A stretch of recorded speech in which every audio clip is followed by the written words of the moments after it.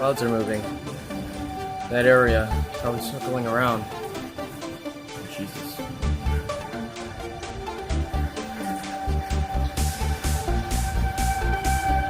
The big tree's my savior. If it moves too much, I'm gonna go back inside.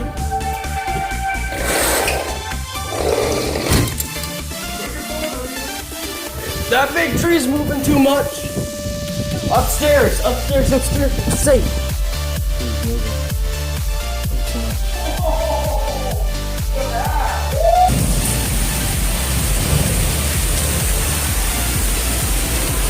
The wind.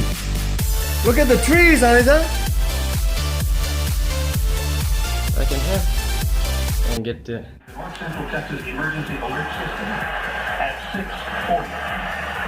The National Weather Service has issued a severe thunderstorm warning for Dallas and Ellis counties until 7:45. Radar indicates a strong, possibly supercell thunderstorm supercell. crossing southern Cherokee and northern Johnson counties right now.